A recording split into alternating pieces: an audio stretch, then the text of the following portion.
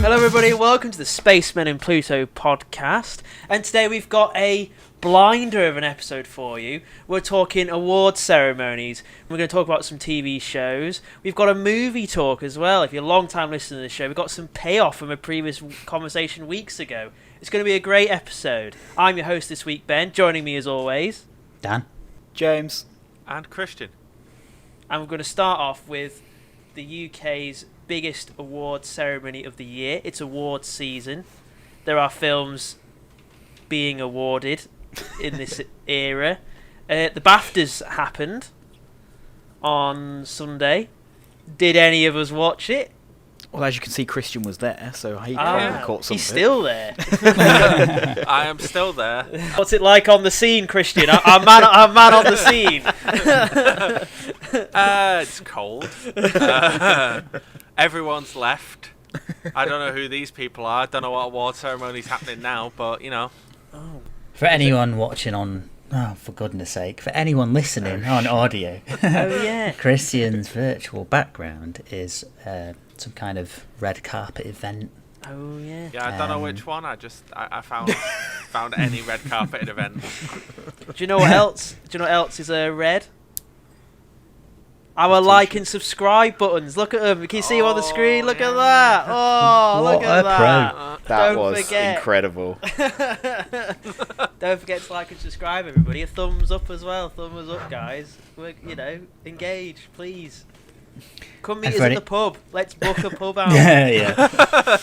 Let's go. So does anyone have like any burning... Did anyone watch the BAFTAs? Did we even answer that question? I didn't no. watch the BAFTAs, no. Yeah. I always usually watch it, and I forgot. I legit didn't know it was on because of WrestleMania. So I totally forgot as well. Priorities.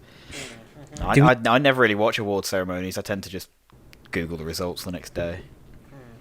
Yeah, especially there's no sense of occasion at the moment with these things. They're all a little bit low key, aren't they? And a bit sort of, just a lot of video calls and.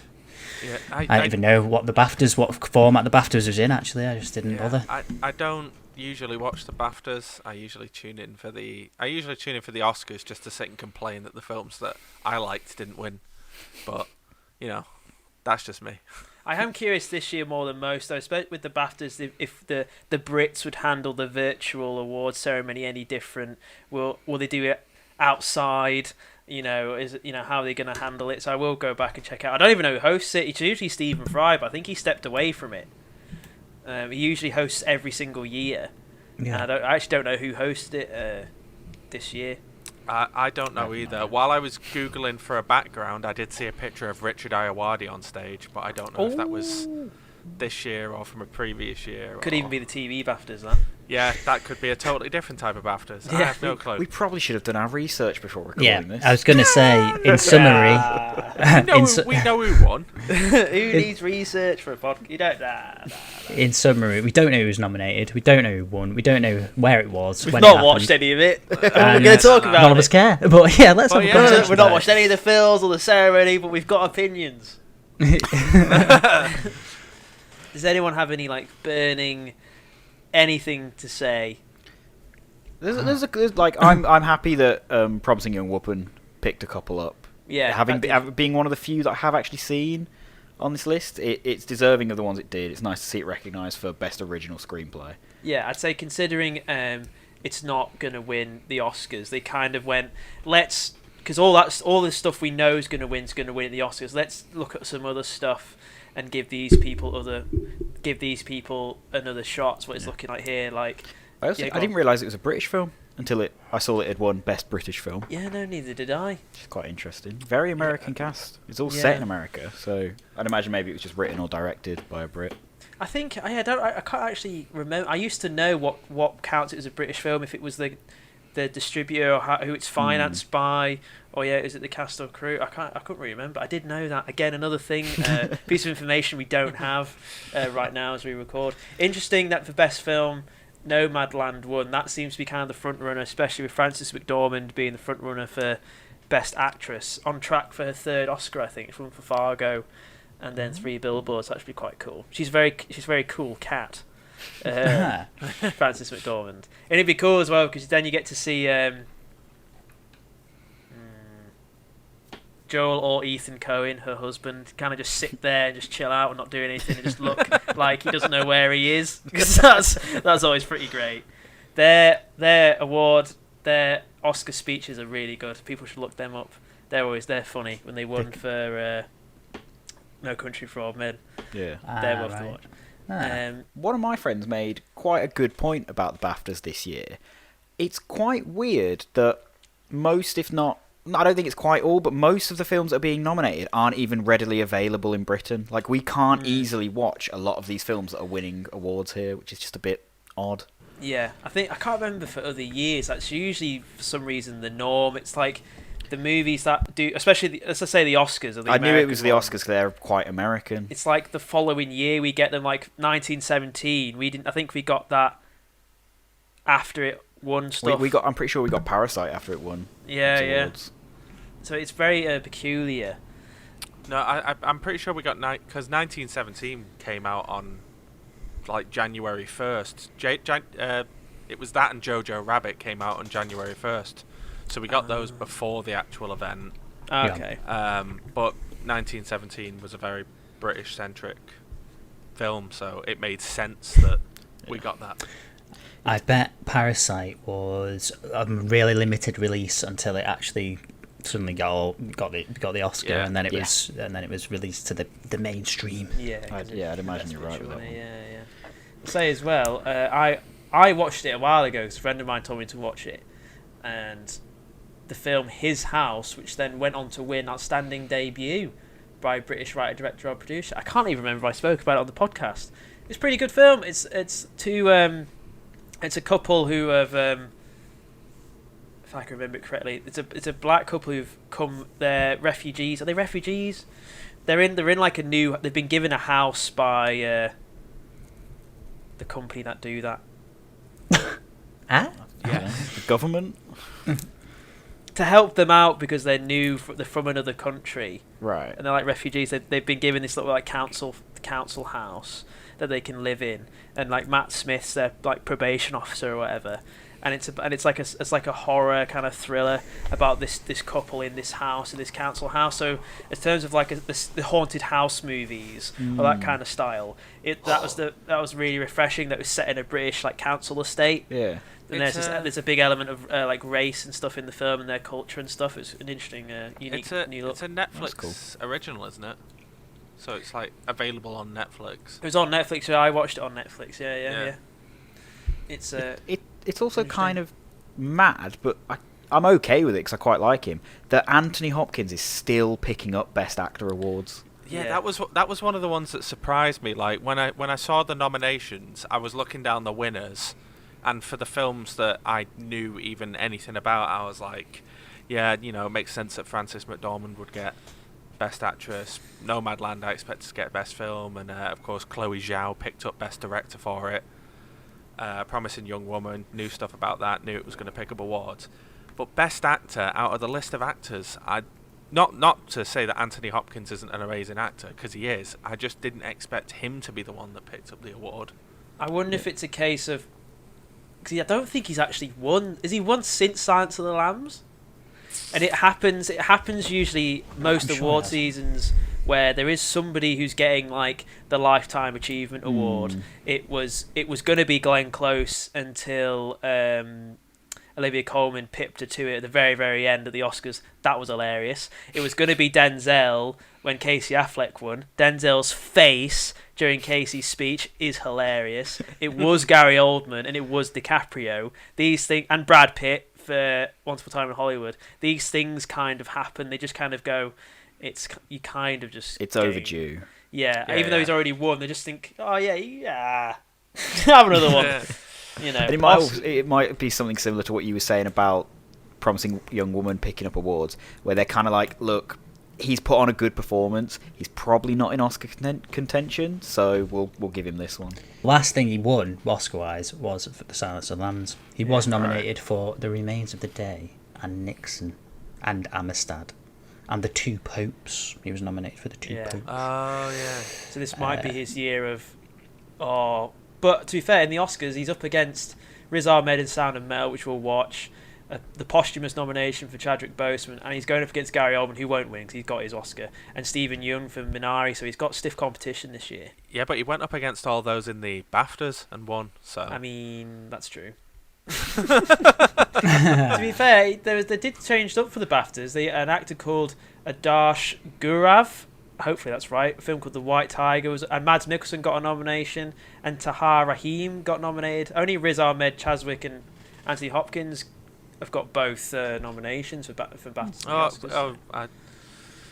I didn't realise that the others hadn't been nominated. I just kind of assume that it's the same nominations for all of these awards. No, it's not. No. Why wouldn't it be? Why isn't it? Because they're a different set of people that think they might just disagree, and they think, actually, I think this film's the best one. I think so and so is the best one as well. I suppose that the BAFTAs tend to lean more towards celebrating British film as well. Yeah. So. Yeah, definitely. I am surprised Anthony Hopkins has only won one Oscar. Yeah. I really butchered that sentence, didn't I? I failed at every step of the way there. But yeah, I am totally surprised. I just assumed he'd have won more, but yeah. And because when I think of Anthony Hopkins, I think he's a pretty classically trained actor. He's, you imagine he only does big things. And yet, off the top of my head, the first things I think of him doing are obviously Silence of the Lambs, and then Thor and Transformers. So he does do these more weird popcorny films where he's not always just not artsy, but he doesn't only do proper films. I know it is a film that is about music, and it's got, from what I've heard, it's clever in the way it does it. But I do just like the certain irony that a film in Sound of Metal that's about a deaf person has won Best Sound. I imagine. Yeah, I mean, it does sound funny. Yeah. I imagine they've it would be. I bet there's some sort of they've work a warped kind of. I think they do. I think the tinnitus is really, or tinnitus, however you pronounce it, is really worked into it. I've heard it's really good and clever, which I'm looking forward to watching that one. Does anyone here suffer from tinnitus? Whenever you talk, Dan, I do. Excuse me. Pardon me, what do you mean? Sorry, mate. Sorry, Christian. Christian has a real problem, and I've made a joke. When I said "excuse me, pardon me," you should have said "sorry, I can't quite hear." There's that would have been, we were doing a joke. I committed to it, and you blew it. Well done. What was that?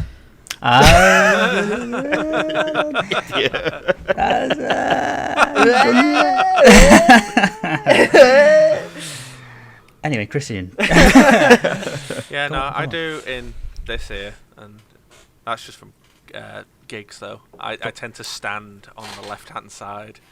For audio listeners, Christian pointed at his I pointed at my left ear. I'm the custodian of the audio podcast. And it's because I tend to stand on the left side of gigs, and the left side tends to be the side of the speakers where the drums come out. So that's right. Why do you do that? The drums are mixed heavier on one side than the other, and I don't know why. Do you stand on the left side because of that? Because you want to hear the drums more clearly, or is it just a? No, it's just the way that it's usually just the way that I enter into various. Always on the left. I walk in, and the left is usually the first door, so I just walk straight in. Whereas everyone else goes to the bar or to the bathrooms. I just walk straight in, go left, stand at the side of the stage. Can imagine when you walk, Christian, if you just start veering left every time you walk. hug the left at all times. I mean, I never finish at the left because mosh pits. I get carried all over the place. Yeah. You finish on the roof. It was when I saw Enter Shikari, I saw every single brick in the Victoria warehouse. I was taken around the room that much. I think it's worth, in our advancing years, maybe a word of advice for you guys slightly younger. When gigs do start back up again, I do recommend ear protection. Because it's not. Nah, mate, young forever, mate. Because listen, you will regret it because I don't have any ear problems as far as I know, but I think I've been very lucky I go to And, gigs to hear the music down, not no. put blockers in. Like, this No, is because- the thing. You're right. You are right in that it's probably good for you health-wise, but I'm just not going to a gig with earplugs in. I've been bullied enough in my lifetime. I will. You just gotta stop caring what people think. Bring in the massive ear protection things that they have on construction sites, and be like, "I'm fine. I can hear the music." I will say that despite the tinnitus in my left ear, I have been on a BBC documentary about hearing, and my hearing tested as 2% better than people my age. So, But that's what if the bar's down really low though? That doesn't mean you've got good hearing. It just means you've got a bit better. It's all about the bad average. hearing. It's all about being above average. I heard that I had great hearing and that I should carry on listening to my music at 120 decibels. You heard. You clearly misheard. Because you've got bad hearing. You didn't hear. Can everyone hear the audio deterrent sort of whines that are outside of like newsagents and various other places like that? Can you guys hear that? Do you know what I'm referring to? I can't remember the last time I was yeah. at a newsagents to even recall. It's not just newsagents. It's like one place in Manchester that's very prominent for this that I implore our Mancunian listeners to go and check out, because we're all allowed out of the house now, so why not go to this really weird random location in town that I'm about to suggest. There's a betting shop. I think it's like a Betfred or something like that, or it doesn't matter what the brand of betting shop is. Bet365. Yeah. Other betting shops are available. Yes. Piccadilly Gamble Gardens. When the fun stops, stop. Piccadilly Gardens, near the Burger King, there is a betting shop that emanates at extremely high frequency whine at all times. I think especially when it's closed, actually, but I'm pretty sure it's on most of the time. And the idea of that is that if you guys know the idea behind that, right? It's to stop people congregating, because especially the youths, because the youths have hearing that's able to detect this high-pitched whine, but the old people can't hear this whine, so it doesn't bother them as much, and they put these whine like machines that create whines outside newsagents and other places where the youths will congregate. And basically, to cut a long story short, I can still hear the whine, so I'm all right. I'm good. Is that how you tell yourself that you're a youth? Yeah. I'm a kid. I'm a youth. I can hear the whine. I can hear frequencies that only bats can hear. I will say that I don't know if I can still hear the whine, because usually if I leave the house, my headphones go straight in. Yeah. No idea if anyone's talking to me or trying to stop me from a car. Oh, I had no idea. Yeah. So anyone listening, and for you guys as well, check out the betting shop in Piccadilly Gardens. When you've A crowd of people's going to be there in a week's time. Listen out for that wine. The Burger King next door is great as well. There's a blind spot, so you can get unlimited refills as long as you're careful. Oh. My mum. Shout out to my mum. I'm sure she won't mind me mentioning this, but that Burger King in Piccadilly Gardens, she once had her bag stolen at or pinched from Market Street tram stop.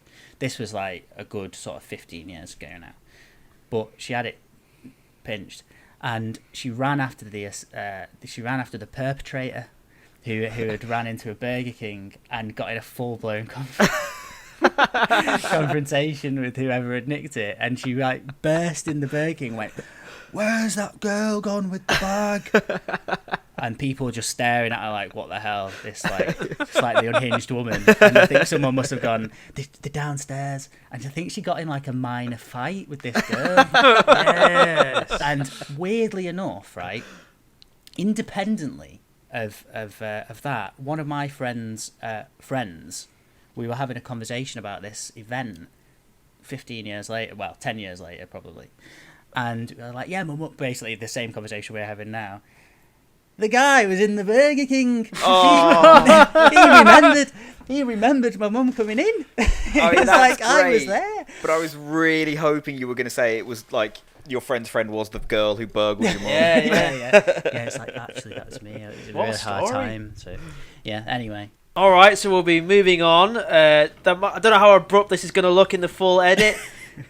We had a bit of a problem. James wasn't happy with the conversation, so he just removed the cable from his Wi-Fi box. He wanted us to move on, but we kept talking about Manchester, and James was like, "I've had enough. I'm going to just remove the Wi-Fi." Yeah, sick. We were leading on for like, nah, I've had enough of the BAFTAs. We're moving on. So James made a statement, so we're going to move on and talk. Because we thought it's a big show. We're now kind of just past the halfway mark. We'll do a little quick kind of chat, what we're thinking, how we're feeling. Maybe a bit of like preamble, how we think it's going to finish off. A bit about the Falcon and Winter Soldier. It's a big show. Things are going on. A bit of Marvel talk. Sorry, Dan, but it's got to be done.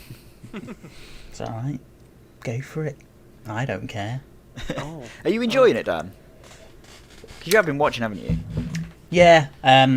I probably haven't been watching it as intently as I watched WandaVision, but I have been I've had one eye on this most of the time.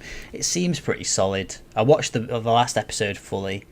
It's something I'd probably quite like to go back and watch properly, because I feel like initially I think we were all thinking, oh, this is going to be a little bit kind of lackluster and it's going to have a slightly cheap kind of rush feel to it, but I don't get that sense with it. It seems like a pretty fleshed out kind of interesting story.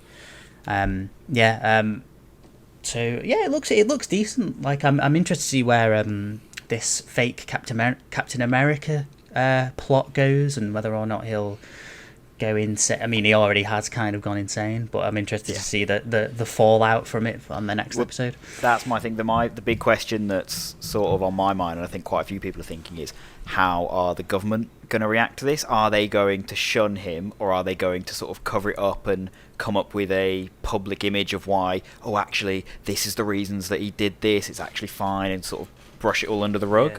It's alright that he caved that guy's skull in. Yeah, it was a moment of, oh yeah, this guy's completely lost the plot. Like when the way it was filmed, where he was like just like in slow motion with the shield above his head, just ready to kill this guy. Everyone's got their phones out filming. It's like, yeah, this guy's reputation it's going to be destroyed now. So I don't know if they'll be able to spin it really. I do know that Ben has mentioned that there is a equivalent character in the comics which this guy's inspired by. Yeah, US Agent. Yeah, he's directly pulled from. Yeah, so I'm guessing this is a more hard-edged type of Captain America who's a bit more uncompromising and a bit more, the bad side of America, Maybe it'll go down well. Maybe, like, the public will be like, yeah, he was a terrorist and this is, like, he killed his best friend or whatever. Oh, there's a lot of people online that are saying this, that are like, I don't know why everyone's kicking off, John Walker's not in the wrong, he did the right thing, he's never done anything wrong. It's like, Captain America wouldn't have He didn't done deserve that. his skull getting caved in. Like, it's ridiculous. There's people out there defending him. He pretty much surrendered. He put his hands He had. up. He was unarmed and surrendered. And he caved his skull in. Plus, he wasn't even the one that killed his mate. Was he not? No, it was her. It's Carly who punches him into a wall and stops his heart. I loved it though, because I said to Dan when that guy that got killed had his one scene where we're supposed to sympathise with him because he spoke more than 2 sentences. I was like, well, he's gonna die. Because he started going on. Carly was like, oh, I don't know what we're doing. I don't know about this. And then that guy just went, yeah, well, anyway, here's a story about my mum. And I was like, I don't care. You're shut up. And they went, oh, yeah, when I was a kid, mate, it's too late. If you're gonna die, just die, mate. I don't need to know about I this. love Captain America. Captain America's about to murder you. When I was a kid, I loved Captain America. The glorious irony. Yeah. I think this was such a good episode for some of the writing, because they've set up perfectly why John Walker is everything Cap stood against, and why Sam is everything that Cap stood for, like Steve Rogers' Cap. I think, it was a really good episode. It was solid. It was definitely the equivalent of the bottle episode, because it was only set in that one building or that courtyard, pretty much. pretty much. A little bit, like, A and then good you have chunk there was of a the few episode. scenes in their apartment because you have the whole the Dora Milaje rocking up. What a scene that was! Yeah, bit forced. A little bit forced. How is it forced? Because they didn't really need to fight, did they? And they let Zemo go, and it was just like it was all right. It was just a bit I thought it silly. was good. I don't know, man. For Sam and Bucky to stand there, literally doing nothing, and Zemo still gets away. It's a bit of like it's just. They're a bit, watching. Yeah, I mean, poor writing I don't know. for him just to slip away because it's like their only priority is Zemo. I other don't than know. this other girl. This was the episode that sort of like pushed me into actually thinking, oh yeah, no, this show is actually going to build to something good. Because I've enjoyed I enjoyed the first 3 episodes, and I've been enjoying them more and more each week. But I was like, but I feel like this show's just going to end with like, it's not really going to change anything in the MCU. It's going to sort of have a petered out ending that has no impact on the MCU going forward. However, after this episode of, you know, the increase in the terrorism, sort of the evolution of Zemo's relationship, the fact that the Dora Milaje brought Bucky in Wakanda, freed him, and gave him a new robot arm, only to then reveal that they had a secret button that only they knew where to push to knock his arm off if they were ever in a fight. Oh, is that what that was? Proving that they didn't trust him. Just in case, little fail safe.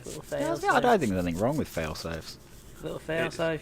It's just Bucky's face when it happens. He's like, what?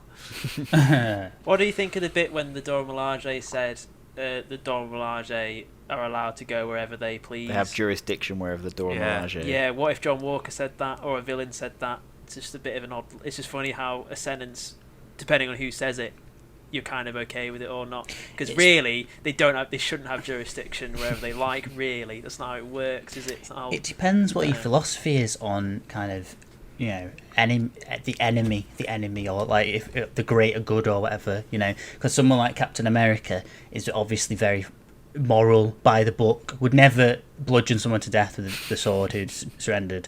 And you kind of like, obviously when Captain America does that, it's extremely jarring. Whereas these people from Wakanda are a bit more kind of, you know, tough but fair kind of justice, where it's more, you know, shoot first, ask questions later. You say that though. There was a point where one of them fully went to just absolutely spear John Walker, and he happened to block it with the shield. Yeah, like they went for the kill there. True. I was going to say I don't think either person on the side of that fight was right, because they attacked John Walker straight up. They went to kill him. But John Walker wasn't right for sort of trying to escalate things in the first place, and they weren't right for absolutely escalating things purely because they were on a revenge mission. Needlessly. Just a needless fight. Just The to guy- get Zemo to run away. The guy, this John Walker, he seems like a bit of a douche though, doesn't he? Like he's deliberately written that way. Like, it was very frustrating when Falcon was having a nice chat, and then annoyingly, you know, things were starting to kind of calm down a little bit, and you have this annoying thing that happens in films where it's like, we have to have... it can't end, we've still got 2 episodes, so he just decides, oh, I've had enough, something's wrong, we've got to go in. And like, Bucky was just like, yeah, alright, I guess so, yeah. That was the main thing that wound me up. It's like, it makes sense that John is getting like angsty and he wants to just move, he wants to act, he doesn't want to sit on his arse anymore. It didn't really make sense why Bucky would be like, oh yeah, fair play, go ahead, mate. Yeah, I was expecting like, he there trusts to be like... Sam, he knows that Sam can hold his own at this point. Yeah, I was expecting there to be some sort of, you know, altercation, or I don't know, but it just seemed a bit easy for him just to wander in and go, about this, it's not happening anymore, no more diplomacy. Gets the shield and tries to bludgeon everyone in the room, like, you know, it's like, but yeah, interestingly, I suppose. I rated the bit when Zemo just takes absolute shots at that ginger girl. Because usually in these scripts they'll write away so that he can't do that, because there's 2 episodes left, and they just write in, nah, he's just gonna shoot at her point blank. And did any of you guys have the sneaking suspicion he would just turn on his character and take the super soldier serum? No, I didn't think you would. I'm so glad. I was going to say there was a split second where I thought, oh, is he about to take one of the super soldier serums as a fight fire with fire situation? But then when he started stepping on him, I was like, no, that makes a lot more sense. Yeah, I think they wanted us to think that he's like, ooh, I might do. Nah. I love, and as well, this is going back another episode, because me and Danny spoke about it. I forgot we didn't mention it to you guys off camera. Did you guys not think the bloke that they found in the crate that made the serum like an episode or so ago, he was Jesse Eisenberg? Yeah, he absolutely was. It was mental. He had the voice, the cadence, kind of like just a cheap off-brand version of Jesse Eisenberg. It was really, weird. It was really weird how it was Jesse Eisenberg when he spoke. Really bizarre. Who could forget the best thing about this episode, though? The return of Jeans Guy. We noticed that. We came to the conclusion that it was just some sort of worker, didn't we? Within the context of the world, it was some sort of worker. But we thought there's a bloke in the background. Like we were both like, wait a minute. Who was that in the back? We noticed it. It was like, who the hell was that? It's like just some. We wound it back, and it's just some guy like in the shadow, just working or something. It's like, what are you doing there? I think as well because he like hides behind the pier like it is a member of the crew that somehow got lost in the middle of the shot. Somehow he didn't get away in time. It was very it's the bizarre. same guy. He's like, oh, I've done it again. God damn it. He's going to be the new Stan Lee. He's in every like Disney Plus show from now on. I said to you, Dan, it's one of the biggest travesties ever, I think, that they removed Jeans Guy from the Mandalorian. They should have left it in. But it's the most Star Wars thing ever, though, isn't it? Having to go back and fix stuff post-release. It's like, that's what I love about like movie making, is that it is made by humans, and it's like, at the end of the day, this is the best they could do on the day, and it's the best we could do and the best we could write, because we're only humans. And there was just a bloke, and that's not like nowadays the stormtrooper hitting his head, and they would have removed it. They would have CGI'd that stormtrooper out of it. It like adds all this layer. Oh, look, there's the guy. Well, they did remove the noise of him hitting his head, and then they put it back in since. Yeah. Because they removed the noise, and then the guy in the stormtrooper suit unfortunately passed away, and in honor of him, they put it back into the cut. It's fine. You can hear the noise. Yeah, it's fine. Don't worry though, because Jeans Guy will come back after #release the Jeans Guy cut. I was gonna give say, it a few years. We'll have to wait, but we'll get it. It'll be when he dies, Wally, they'll put him back in. Where's Wally? Yeah. Where is he? Everyone they should totally do that. It's like he's hidden somewhere in this film. That's a great idea. That is one thing that I want to praise Marvel for. The maximum respect for Daniel Bruhl saying, "Oh yeah, I actually danced for longer, but that was the only little clip that they used." What a scene! People created the hashtag release the Zemo cut, and literally under 48 hours later, Marvel were like, "Here's the full scene." I reckon that's done intentionally though, because he was the one that said, "Oh, there's actually way more that we shot." So I reckon he's purposely said that so that people ask for it, so they can then go, "Oh, well, here it is." I was going to say they've definitely put him out there to say it, and it's probably because they noticed that the little clip of Zemo dancing from the episode was gifted, it was memed, it was so everywhere. Good. And it was just the perfect timing of the Snyder cut. And we definitely, I think we had a previous podcast we talked about what alternate cuts or extended cuts do we want. If this hadn't have happened, we would have said, I want the cut where we see more dancing Zemo. Like, I want the mustache cut. I want all the scenes of Henry Cavill as Superman with the tash. I want them all I like this, just all those scenes together. I don't need the whole film. I just want his scenes as the tash, just like a Superman. DVD extra type thing. Exactly. That's all I need. I don't need an actual film with a release and millions of dollars spent. Just show me the raw footage. And at least they put it together with some music. Daily rushes. Yeah. That is the Zemo video. I mean, funnily enough, that's going to be the biggest takeaway from the whole show, I think. Or its legacy is that it had a memed video of Daniel Bruhl dancing. I mean, I love Daniel Bruhl. This is the best outcome I could have asked for, I think, in this show. His portrayal of Zemo, obviously, it's going down pretty well. Do you reckon that'll translate into appearances in Marvel flagship kind of films. I don't know about Flagship. I don't know if it's been confirmed or we've got rumours of a show called The Thunderbolts, which is essentially kind of like Marvel's Suicide Squad. And Zemo has been a member of that team, so I wouldn't be surprised if, when or if we do get the show, he is rolled in some format. I was going to say, because there was a thought in my head, and I was like, they could end up killing off Zemo in the last couple of episodes, and I was like, and if Marvel have, then they are currently very much regretting their decision. I do appreciate, because one of the early problems with Marvel, I'm pretty sure I've said this before on the podcast, is they're way too eager to murder their villains. Like, straight away in Iron Man, Ironmonger is introduced. By the end of the film, Tony blows him up. Did he? Did he survive? I mean, they Return could of pull Jeff that, Bridges. They might as well. Like, he and Tony are in the exact same explosion. If Tony could survive, so could Obadiah. True. But there's so many points in Marvel where they're like, oh yeah, we're going to do this villain once, and then we're going to either transport them off or have them killed immediately, and then you'll never see them again. It's like, no, we want them to crop back up. Like, it would have been great to see Red Skull keep cropping back up in places. It would have been, and it's great to see Zemo come back, because he was really good in Civil War, and it's nice to see him get a bit more time to shine over the Falcon and Winter Soldier. He's just a delight. I like when he meets Falcon and Bucky in that kind of warehouse thing. He's like, I'm actually quite invaluable to this mission. And like when they're talking about Marvin Gaye and stuff, that payoff for that little bit, and Marvin Gaye, and he's like, it's seminal work. It's really good.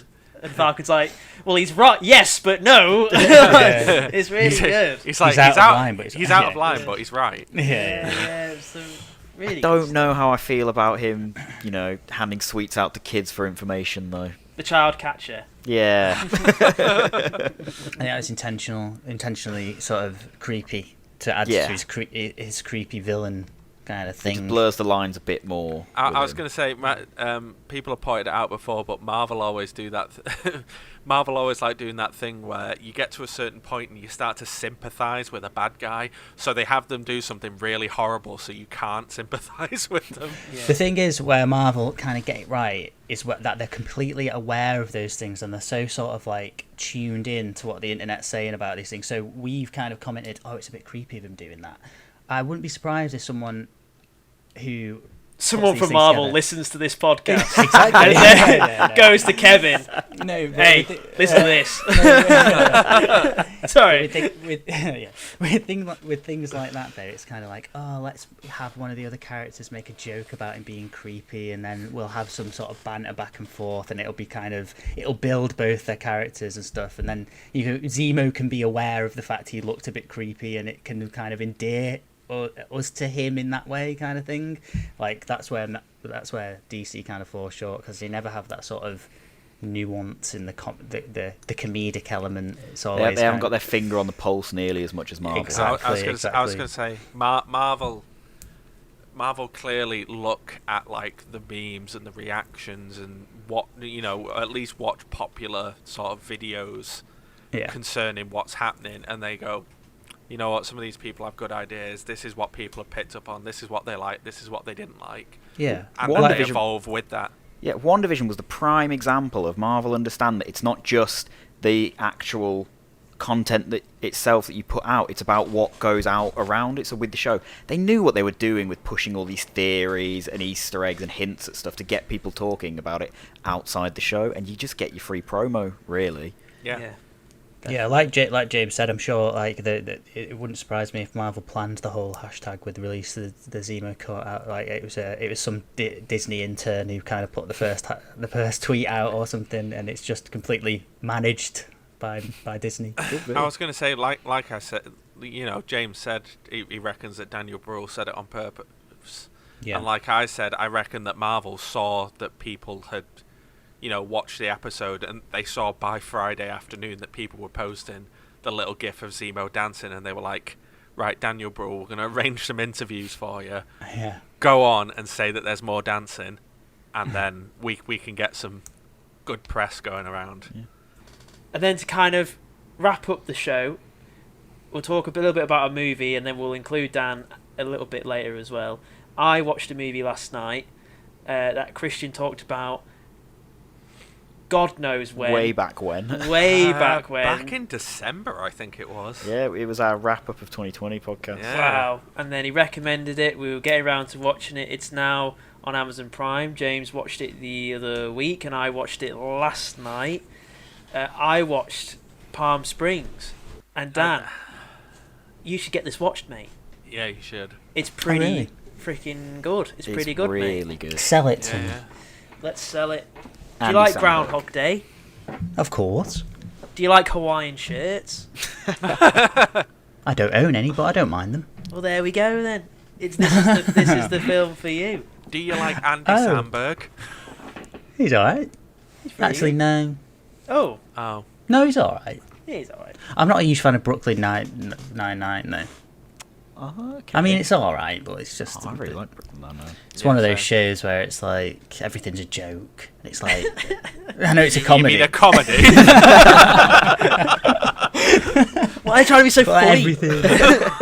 everything's a joke and everything. It's like everyone's just constantly like I don't know. wisecracking. Yeah, those episodes where they tackled racial profiling and biphobia, they were really funny, weren't they, Dan?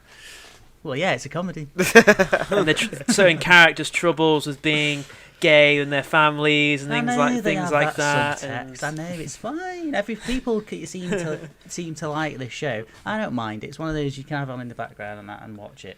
But it's just like I just wish they wouldn't make so many jokes. No, early on it was very much like a bit of a silly comedy, and then it's sort of, I think around season 4 they started going, we've got an audience here, let's actually say something with a couple of our episodes. It's So like, if you didn't oh, stick oh, with it, oh. then I can see what you mean. It's like, oh, we're so funny. Oh, what have you got to say? You're funny as well. Yeah, I'm funny as well. Like every character's funny, and it's like it's not the real world, is it? You can't quite relate. I'd don't- rather that they crack lots of jokes that are actually funny than it be like Friends, where you remove the laugh track and there's 2 jokes in one episode and Right, everything I'm going to else is say just it not now. funny. I'm We've going to mentioned this on defend the podcast Friends on this one. If you earlier. take the laugh track out of any sitcom, it will look weird because you've got the pauses for laughs in there. Yeah, Like, but obviously it looks odd. we're talking about Friends, so Friends is our a great sitcom. Our point's valid. But Nah. like Brooklyn Nine-Nine, though, I think as well, Dan, a bit of a... It's not a problem, it's just because it's just the way kind of American comedies are. They're not quite like miserable enough, the characters. It works in Always Sunny because they have terrible lives. And then, like, we watched Peep Show the other day, and they're like miserable. Yeah. And Brooklyn Nine-Nine, like, they're all fine, aren't they? Really, Yeah. they've I got like their that kind of show. problems with it. Oh, I do as well. But like, it's just like there's no. Everyone's like okay, and they've got their apartments and their love lives, and they're all having sex, and it's all kind of all right. It's like it's trying to be funny, like on every level, like even the way it's filmed, like the shaky cam, and occasionally they do this like little mini zooms to kind of like just kind of push the joke in a little bit more. Like if someone makes this punchline, the camera will sort of go whoop like that and cut a little bit closer, and it's like you're not gonna make me laugh. Stop manipulating me. I'm miserable. And I like Have you ever watched the US Office? No, because that's Yeah. actually, like I know it's a similar type of comedy. Yeah. I know the US Office is beloved, basically, isn't it? But I've never watched it, and I think I probably would like it, but it's the same sort of thing, whereas everyone's like funny, and it's like like they're not real characters. Like if you think. Like I was thinking today actually, Ben, where we recently watched Peep Show, as you mentioned. It's like you got Jazz and Mark, both quite interesting characters, seemingly would exist in the real world. I was thinking thinking today. I wonder how Mark's doing with the corona outbreak. I wonder how he's dealing with it. I wonder how these characters what are they up to now? Whereas like with Brooklyn Nine-Nine, The Office, and that, I just think. They're just characters in a sitcom that's written by comedy writers, and listen, I'm coming across like the most The criticism curmudgeonly. of a comedy that it's funny is a bold take. There's just too many jokes in this comedy. It's just what kind of humour you're into, Like, to criticise the humorous camera techniques for being humorous. It's like if something tries too mental. hard. It's too in your face with it, is what you mean. It's like it's trying to make me laugh. It's going, that's like what all comedies are trying to do. I understand what that I know what you mean. I get. It's very cartoonish in the way it displays its comedy. Yeah, and like everything is a joke, and it gets to almost slapstick elements at points. But It's Always Sunny strays into like it works. I'd say that your criticism, Dan, do you think it works for It's Always Sunny because they get to pretty caricatures later on. You've seen later episodes like the dentist system.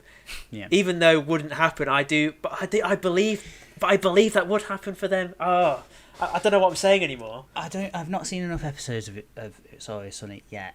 I'm laughing. I'm enjoying it.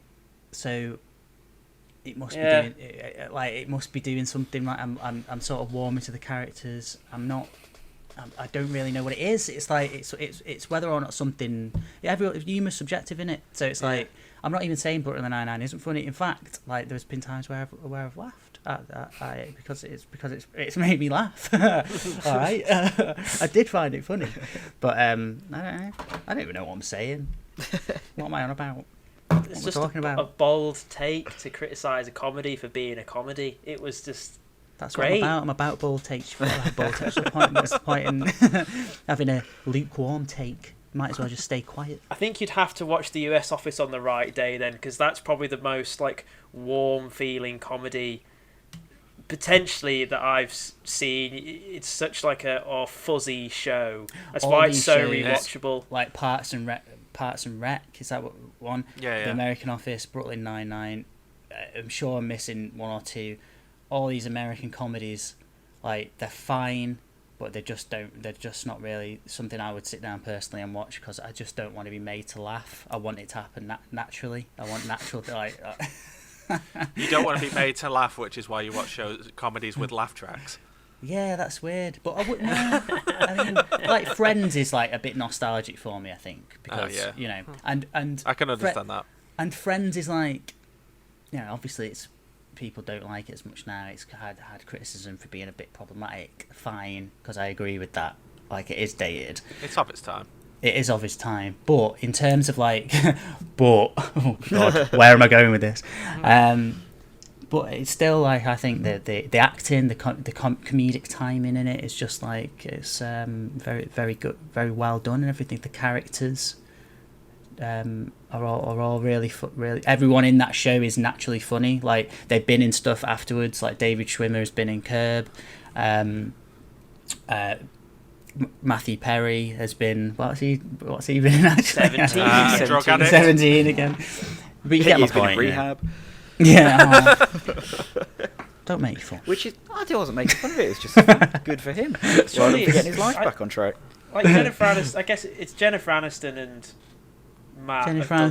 They've done the best. Has Matt done much else? He did Top Gear. Matt's done loads. He does episodes, Top Gear, especially maybe in recent years. Matt LeBlanc's had a better surge than Jennifer Aniston. Lisa Kudrow has she is a medically trained professional of some sort. I think she might have a PhD. She did a lot of research into migraines with her dad, I think. Oh, that's nice. So that's there, and also starred in. I think she's the most interesting one. Basically, she also starred in a huge sitcom, so she's had quite an interesting life.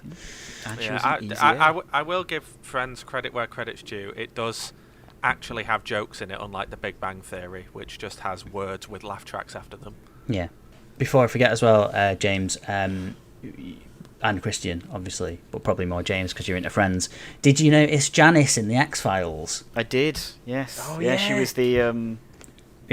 like the police... The police assistant. What episode was that again? Which one was that was the one with the little girl who was staring people to death or whatever. Yeah. Like, it starts out... Well, careful, has Christian seen it? No, Christian... I'm not up to that part. Oh, man. It's got quite a funny... death scene. That's kind of where the episode reached its peak, I think, for me. That It's one always shot. weird seeing that actress crop up in things not doing the Janice voice. Yeah, she was a legitimate actor. It was like she was playing a role rather than the role of Janice, which was a bit jarring. She was younger though, definitely. But yes, Palm Springs. Similar time. 93. Yeah, it's probably worth watching down Palm Springs. Yeah, so It's really good. So it's a mixture of Groundhog Day and Hawaiian shirts, right? There's And Andy Samberg. Oh yeah. and 3 people are in it. I had Yeah, I thought that no was a nice new take. idea were in it as well. These three cast members, I had no idea were in it. I found it very surprising. Oh, I thought you I think I meant spoke how- over somebody. Sorry, James. Sorry, I thought you were saying how there's 3 people in the time loop, not 3 cast Well, members. that was Because I great. think that's what makes it feel a bit more fresh. It's not just one person and they have the eventual scene where they tell someone and convince them that it's real. There are 3 different characters who are in this constant time loop and are aware of it, which is Yeah. I think that made it much better. So you've got Yeah. more bouncing off. It's not it's not as much of a solo film. It The was leads cool- are great in this. They're so Yeah. good together. Yeah, I Yeah, was yeah. going to say, I really like Andy Samberg, and I think Kristen Milioti's great as well. Like, Really good. That she's just sort of oozes charm on screen, and both of them are like really charming together. Yeah, they've got really great chemistry. Yeah. I and have one it's- question for you guys. So in minor spoilers for like the first 10 minutes of the film, in the scene at the wedding where he's like perfectly timing everything to when he walks up to her and impresses her like, ooh, how suave I am because I'm like catching this drink as it comes here. Did you guys think that was creepy that he's like rehearsed that and practiced it through all these loops to get with her? A bit like About Time. Well, because that's what I was leading to. I was going to say, because you found About Time creepy, does that make this creepy as well? No, because Hypocrite. Andy Samberg is charming and Domhnall Gleeson isn't. Same actor. I don't think either of them are creepy. I think there's a charm to either of them, and it's just a bit funny, isn't it? It's just a joke that you shouldn't take too I deep. think I was gonna I'd say at It's the the same time thing. when you watch the I scene, do agree. It's a little creepy. when you watch the scene in the context of the moment, you don't know Sandberg's. You do though. You don't know that what he's done previous. But going Yeah. into the film, you know there's a time loop. No, but I'm saying aspects. you don't know when he's doing it. You don't know that he probably has done this previous, and that's how he gets her. In the moment, I'm all right with it. Now, yeah, it's weird because they say at least the Palm Springs does what About Time doesn't, because they address it, and even he admits that it's wrong, and even he says that he's a creep. So it's not hypocritical. I don't know. It's the equivalent of save scumming, isn't it, in a game? I don't Like, know. Yeah. like it's going back and reloading a save essentially to Yeah. sleep Getting with a everything woman. Perfect. But So- I think Palm Springs is a really good film. Like I said, the leads are really strong. It's genuinely funny. It's taken a concept that's not terribly original of the time loop and made it still feel fresh. Yeah, it's done And new the- things with it. Yeah, and there was a certain point where I was like, this could have very easily just been a regular film, and they've decided to put comedy on top of it, which I always love stuff like that. I think as well we were talking about like it was quite warm feeling at times. I didn't expect it to be as romantic, not to say too Yeah. much, as I thought. I was really invested in certain characters' relationships and stuff, and I thought that was really surprising. I didn't know what to expect. And I thought that was really surprising. Yeah, go on. The other thing that's weird is that it manages to maintain this like sort of warm feeling film, but it does have some like pretty dark jokes. Yeah. Yeah. where it goes, you know, it has some like, oh yeah, no, the time loop starts again if you die. So they acknowledge all of that, which is I mean I haven't seen Groundhog Day, but I don't. Does it acknowledge death? Yes. Yeah, there's a Don't montage.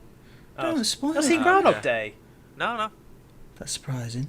There's a section where I've seen the first 10 minutes, but I wasn't in the mood to watch it. So Good film. Also, in Groundhog Day, though, he sort of manipulates Andy McDowell, doesn't he? He does the same thing. Well, you know that's apparently what Hollywood thinks time travel's for. Yeah, it's that, Isn't it? It's one of those. What if you could go back in time? What would you do? And it's like I've everyone already is. planned out what I'd do if I got stuck in this, because I watched it with my housemates. I was like, the thing that I'd love about if you're stuck in this loop. So obviously at the start of each loop, your body goes back to the same as it was before, and so does your bank account.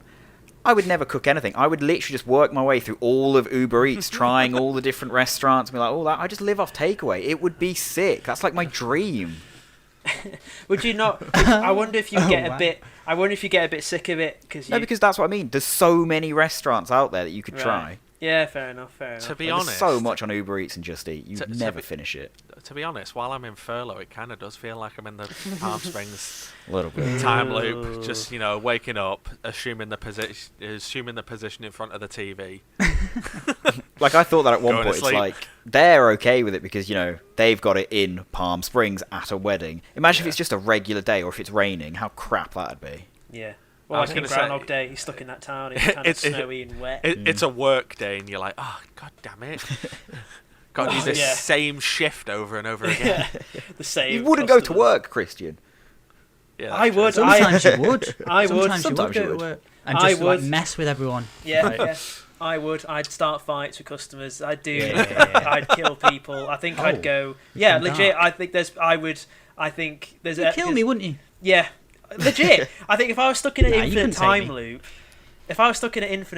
with potentially spending years, I think I'd push my moral limit. I think I'd go a bit mental, to be honest. I think I would be like, there's literally no consequences. I'm actually going to kill someone and see what happens. I don't think- How do I deal with it? That's the thing. Well, that's a thing that does get brought up in Palm Springs. Is like, I think there's a line of where Andy Samberg says, because she says, "Oh, there's no consequences," and he goes, "Well, no. Everyone else might not know what you've done, but you will. So you have to be aware that what you do sticks with you," kind of thing. It's those little elements that the film touched on that I really liked, and Yeah, man. that About Time doesn't. Like, it is creepy that you manipulate people to get with them and stuff. It is very. I was going to say, this film feels like it acknowledges the consequences, whereas About Time, like the film ends and it's like, oh, there was literally no consequences for anything that he did.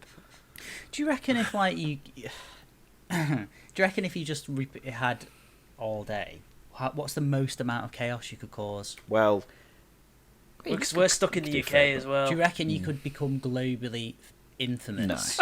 Over Twitter. I reckon you. No, you could. I reckon you could. Like. It depends, doesn't it? Really, but I reckon you could do if you. You have to you kill could- enough people. You could put. Oh God, this is going on the internet. It's probably not. You could if you planned it.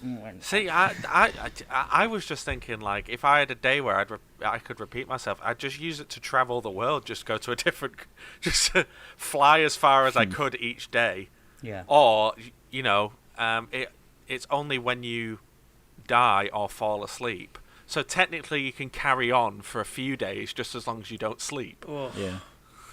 It's a bit like that Sky King. You reminded me of that Sky King. Have you ever heard of him? No. Where it's basically this guy that he worked in an airport as a luggage handler, and he was seemingly a completely normal, very nice, well put together guy, and then one day he just seemed to, I don't know, something snapped in his mind, and he showed himself onto a jet plane which had been left unattended in the airport, and just decided, I'm going to go for a little fly, a little ride, a little plane ride, and he took it up, and somehow he could fly, and he was I knew it was easy. yeah. Like riding a bike. He was saying to the air traffic controllers, "It's all good. I played GTA. It's fine. I know what I'm doing." It's like, what? And he was flying around for like hours and hours, and like they scrambled military jets and everything. And he was just like, "Oh," he was like, "Look," it was like me on Flight Simulator earlier, but in real life. He was like, "You can see, oh, that's the stadium. It looks good. Look, the harbour looks amazing." And they were like, "Let's come down now. You know, he doesn't mean anyone any harm. Like, so we'll guide him down back to the airport." He's like, "Yeah, I think I'm just gonna, do a loop de loop and a barrel roll and call it a night." Wow. And he did. And apparently, like he put the plane through manoeuvres that it wasn't actually capable of doing, but he still managed to do it. And then he just nosedived into remote island and Oh, shit. killed himself. Oh, that's. I reckon. I mean, he if was you're gonna stuck- go, that's a pretty good way to do it. I think he was stuck in a time loop. Yeah. But we are part of one of the realities that continued on after he had looped back. That's what I think happened. Anyway, the BAFTAs. No. It's a very well-paced film as well, Dan. Because it's literally like 90 minutes. They really crack on with it. Like the first 5 minutes, I think. I knew the gimmick going in. Yeah. And they just immediately get on with it. There's no 20 minutes of like, oh, we're going to see him get in it or whatever. And they proper get on with it. And I was like, oh, all right, yeah. Because they don't... It's like the filmmakers knew we don't need to watch him get in it. Let's just get in it. Yeah. We don't need to explain it. People know people know what it is. People know what Groundhog Day is. So we'll just go straight in. Yeah. It's one of the first... in fact, I think it's the first shot of Andy Samberg. Doesn't someone throw him a beer as he's like floating on a pool floaty, and they say, "Oh, what are you going to do today?" And he just goes, "Same thing I do every day." And it like clearly straight into he's stuck in a time loop. Yeah. That's you sold it me. I would heavily recommend this film. Very, very sunny. And it's on Prime, so it's dead easy to watch. Yeah, it's free. It's kind of. Okay, guys. So, James, mate, you look a bit bored. Are you all right, mate? James. Oh, James, what's wrong, mate? James, you need to engage more with the podcast, mate. It's for